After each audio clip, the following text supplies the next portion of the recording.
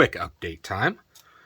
About 2 months ago, I actually took just a simple piece of paper towel and I stuffed it in this little condiment container. I think this came in a pack of 50. I think it was like $2.50 at Walmart or something. It's really cheap. Put Marasmius rotula, which is just pinwheel mushrooms. We're just going to call them pinwheel mushrooms from this point on.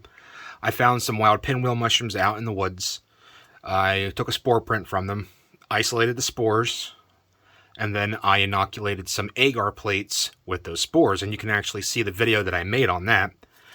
And then, once the agar took off, I put a little chunk of the agar on top of this piece of paper towel that I had wetted down with some water mixed with hydrogen peroxide just to kind of sterilize, well, not sterilize, but sanitize things a little bit. And let me zoom in, because I went out to check on this today, and there's these little tiny mushroom pins right there. So they're starting to put off little fruiting bodies. So this actually worked out pretty successfully, and I'm rather pleased.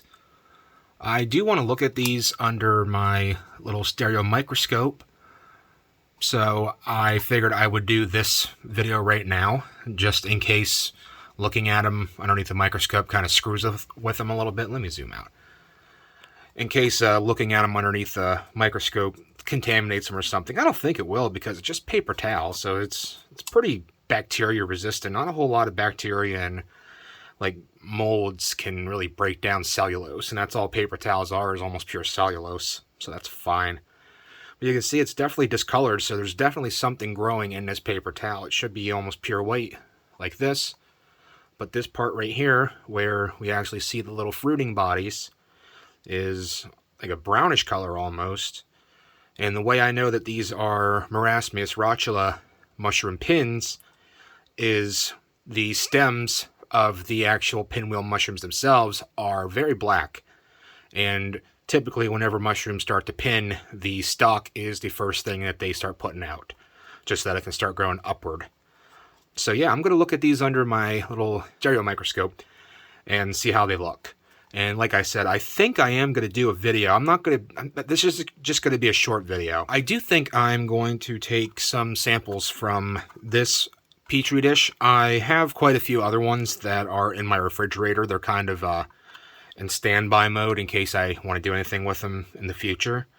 This one I left in my little incubator over here for a couple weeks unwrapped, because I wanted the agar to completely dry out. Seeing as how pinwheel mushrooms can dehydrate completely and then reconstitute after a rain and continue to, do their reproductive processes of putting off spores, and, they probably also continue breaking down organic matter. So whenever they dry out, it seems like they just kind of go into animated suspension.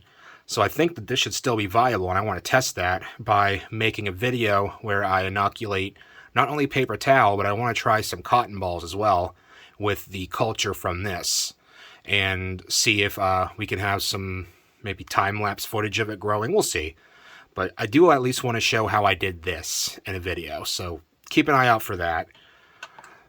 But I think now all I'm going to do is I'm going to look at these under my microscope, and that's just going to be it for this video.